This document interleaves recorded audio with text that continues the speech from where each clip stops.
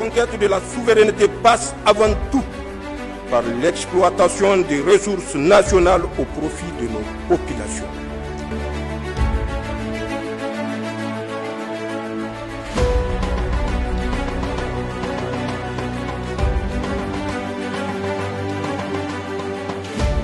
Restons toujours à Agadez où le M62 a organisé hier en collaboration avec l'Union des étudiants nigériens une conférence publique. Cette conférence est axée sur 2 thèmes en lien avec les secteurs des mines et de l'énergie. C'était en présence du recteur de l'université d'Agadez et de plusieurs invités. Le point avec Al-Gabita Sadek et Ibrahim Amadou.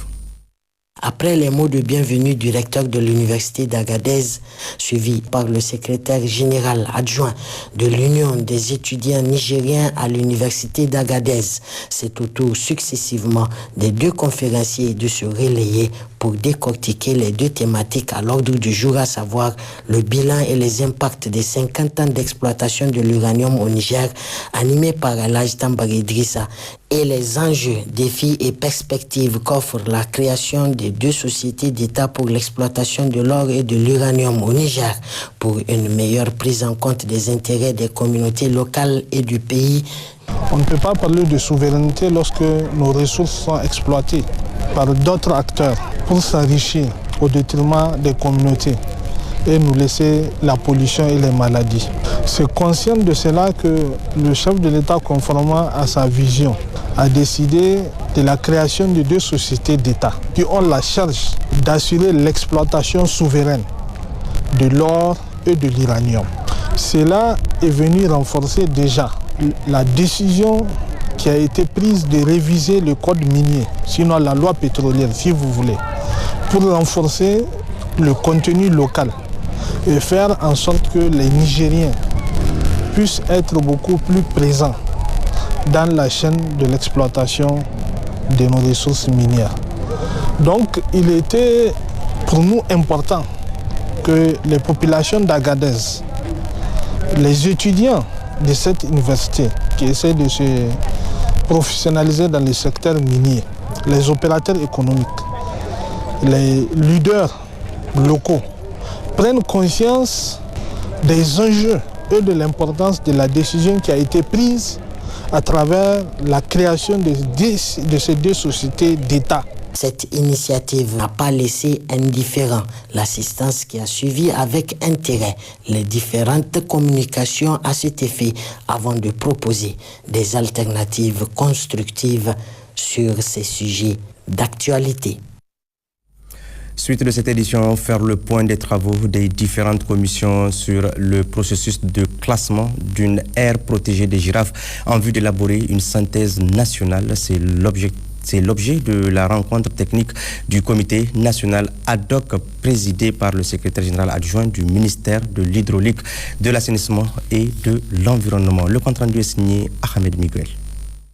La présente rencontre technique du comité ad hoc chargé du processus de classement d'une aire protégée des girafes vise à faire le point de synthèse des différentes commissions au nombre de 28, dont une commission nationale, 2 commissions régionales, 6 commissions départementales et 19 commissions communales, dont les travaux ont porté sur l'étude de faisabilité sociale, écologique et réglementaire de la création d'une aire protégée des girafes dans le Dalol Bosso et ses zones connexes, dans les régions de Tillabéri et d'Osso. Une séance de travail présidée par le secrétaire général adjoint du ministère de l'Hydraulique, de l'Assainissement et de l'Environnement, le colonel Alassane Makadassou. En termes de consultation, c'est la dernière étape, va nous permettre sûrement d'avoir un projet de décret consolidé. Ça va nous permettre aussi d'avoir un rapport général de processus consolidé et également un PV de conduite du processus consolidé. Le colonel Zoumari Salifou, rapporteur du comité ad hoc chargé du processus de classement d'une aire protégée des girafes, explique la démarche en vue de l'aboutissement de ce processus. On est là pour passer en revue donc les PV de synthèse régionale de Dosso et de Tillabéri pour faire une synthèse nationale qui va nous permettre donc d'intégrer toutes les préoccupations des communautés toutes les questions, en tout cas de droit, qui ont été relevées au niveau, donc, que ce soit au niveau communal, départemental, régional. On doit intégrer ces préoccupations-là dans le décret de classement. Avec une démographie humaine croissante dans la zone de la girafe, l'on assiste au rétrécissement de l'habitat de cette dernière, ce qui a pour entre autres conséquences les conflits entre hommes et girafes. Et quand vous prenez, dans les années déjà 90, on était à une cinquantaine d'individus. Au vu donc de l'effort que l'État a eu à faire pour la sauvegarde de ces espèces-là, on est aujourd'hui donc arrivé à plus de 1000 individus. Donc, au vu du nombre qui est en train de croître et au vu aussi de l'autre côté, parce que la population aussi est en train d'augmenter, il y a forcément des conflits hommes-faune, et pour dire conflits hommes-girafes.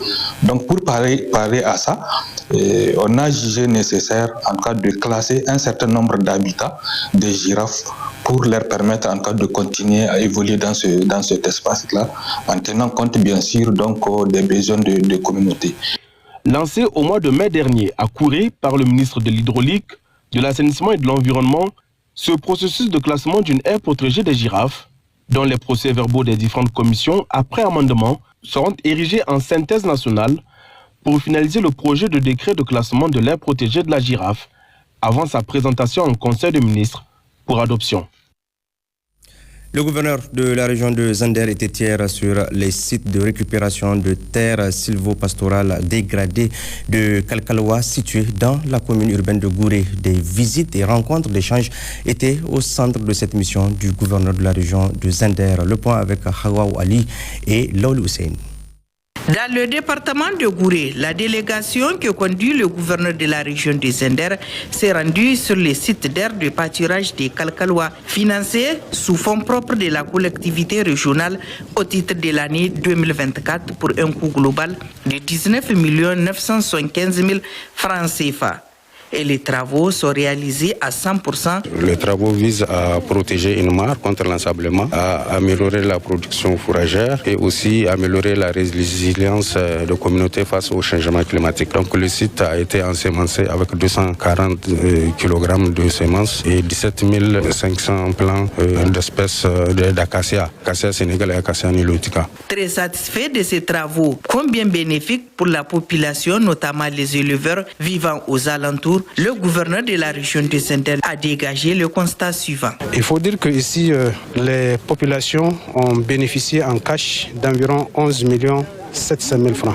Et ce qui leur a permis de payer les vivres pendant la période de soudure avec la vente à prix modéré que le préfet du département a bien voulu amener dans le secteur pour pouvoir leur faciliter le parcours de la saison hivernale qui est en train de prendre fin. Nous pensons que c'est une activité d'accompagnement de la région. Elle se fait dans tous les domaines, dans le domaine environnemental, dans le domaine pastoral, dans le domaine agricole, dans le domaine sanitaire, mais aussi dans le domaine social. Ça n'est suivi un débat avec les bénéficiaires et les autorités régionales sur le suivi de ces réalisations. Occasion pour le gouverneur de transmettre à tous et à chacun les fraternelles salutations de nos plus hautes autorités, au premier rang le général des brigades Abderrahmane Tchani et du premier ministre Ali Mohamed Lamine Zen, ainsi que ses encouragements. Le gouverneur de la région de Zender n'a pas manqué d'appeler la population de Kalkaloa et environnant à la cohésion, éviter le conflit entre agriculteurs et éleveurs,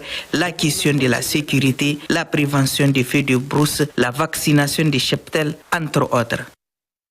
Et puis la plateforme paysanne du Niger a organisé du 28 au 29 septembre dernier des rencontres de concertation avec les acteurs ruraux sur la libération des champs et la descente des animaux dans les communes rurales de Dankatsari et Matankari dans le département de Dogondouti et ainsi que les communes rurales de Bazaga et de Lela dans le département de Konni. Ces rencontres entrent dans le cadre de la mise en œuvre du projet Serre Nazari piloté par les consortiums des ONG internationales SwissAid et concernent Worldwide. Elles ont pour objectif de contribuer au renforcement de la cohésion sociale et de la culture de la paix au sein de ces communes. José Namoussou pour plus de précision.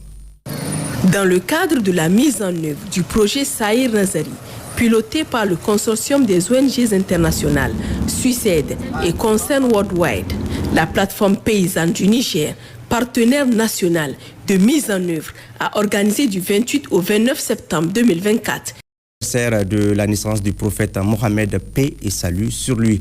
Le gouverneur de la région a assisté hier après-midi à cette cérémonie de clôture de l'édition 2024 du Mouloud dans la dite région. Le point avec Moussa Efalay et Mohamed Dodo. La communauté musulmane d'Agadez a célébré dans la ferveur religieuse la fin du Mouloud, date anniversaire de la naissance du prophète Mohamed, paix et salut sur lui. Ici à la Médersa Aouroul Mahamadia, ce sont d'éminents ulémas, parmi eux le gouverneur de la région d'Agadez, le général de brigade Ibraboulama Issa, accompagné par le sultan de l'Aïr, Oumarou Ibrahim Oumarou, qui ont pris part à des séances d'invocation et de fatia pour la paix et la quiétude sociale en faveur de notre pays. C'est vraiment une bénédiction, en tout cas sans fin. Le prophète Mohammed sallallahu alayhi wa sallam, c'est une lumière et que nous tous aujourd'hui nous sommes, n'est-ce pas, trempés dans cette lumière. Et qu'à travers cette lumière, nous espérons avoir la paix, la quiétude sociale, n'est-ce pas, et le bonheur dans le Niger tout entier. Et je voudrais donc les remercier au nom du chef de l'État, le général de brigade Abdourahmane Tiani, pour tous les efforts que les marabouts, les oulémas, les imams ne cessent de faire pour invoquer la paix et la sécurité. Les bénédictions d'Allah sur notre pays, le Niger, pour que les fils et les filles du Niger puissent vivre en paix, pour que Dieu bénisse notre peuple, bénisse le Niger et ses dirigeants.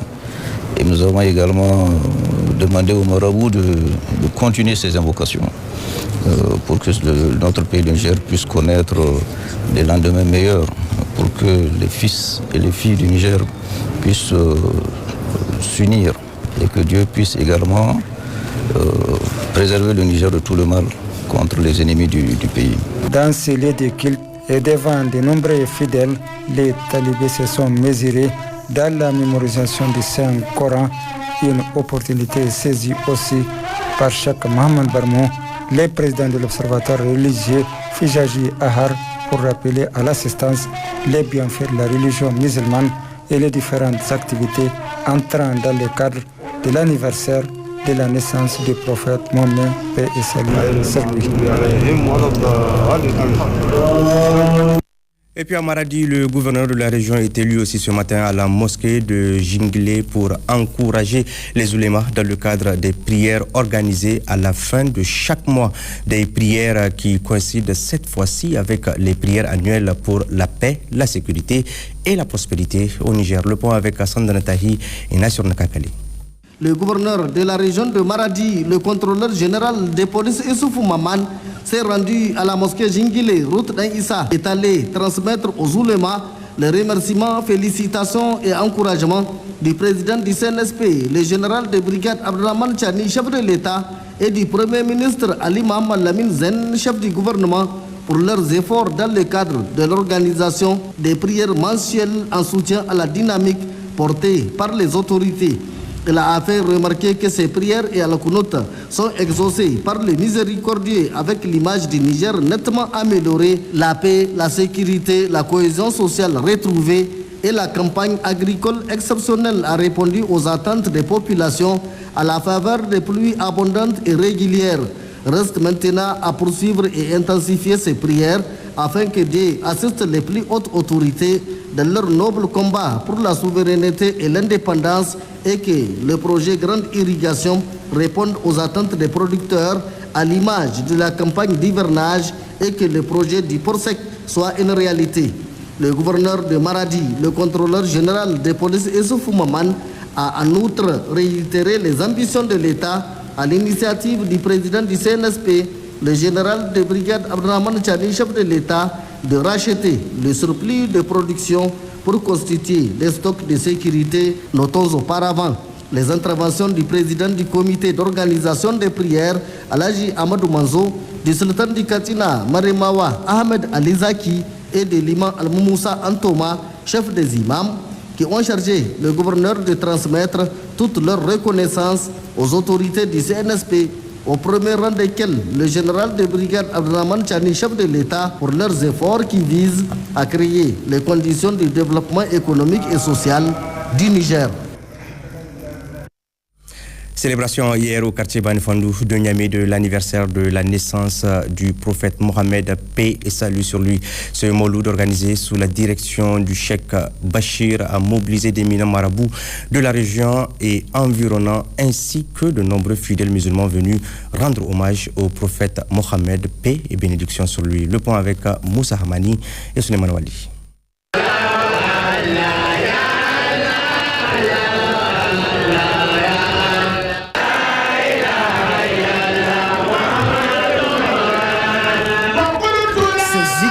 Chargés de signification, traduisent les vertus, ou du moins les qualités du prophète Mohamed, paix et salut sur lui. Des comportements exemplaires développés samedi 5 octobre 2024 au quartier Banifandou de Niamey à l'occasion de la célébration de l'anniversaire de la naissance du prophète Mohamed, paix et salut sur lui. Et ceci sous la direction de Cheikh Mamadou Bachir Oumar, plus connu sous l'appellation Cheikh Bachir Tourakou.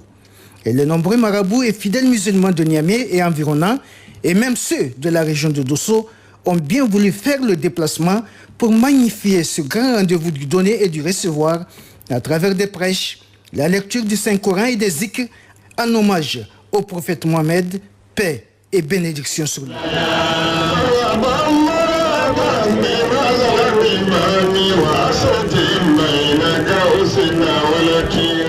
Et comme de tradition, Cheikh Siraj, frère du Cheikh Chota, a tenu à être présent pour féliciter et encourager Cheikh Bachir Tourakou pour la réussite de cet événement et profiter de l'occasion pour inciter l'ensemble des croyants musulmans à cultiver la crainte de Dieu, la patience, le pardon, l'entraide, la solidarité, la paix et l'amour de leur pays, notamment, comme l'a recommandé le prophète Mohamed, paix et salut sur lui.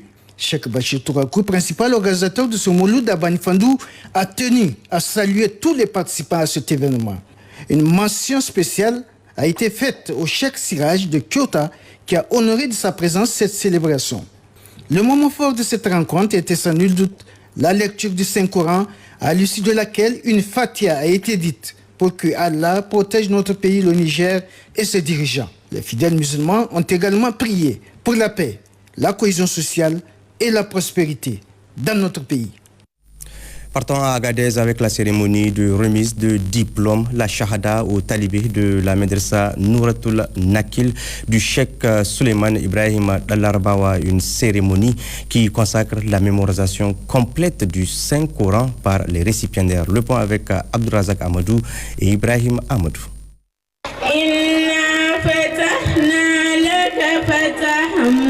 Ils sont au total 29 talibés, dont 22 filles qui se sont illustrées dans la lecture du Saint-Coran au niveau de la Madrasa Nouratul Nakil du cheikh Suleiman Ibrahim Dalarbawa d'Agadez.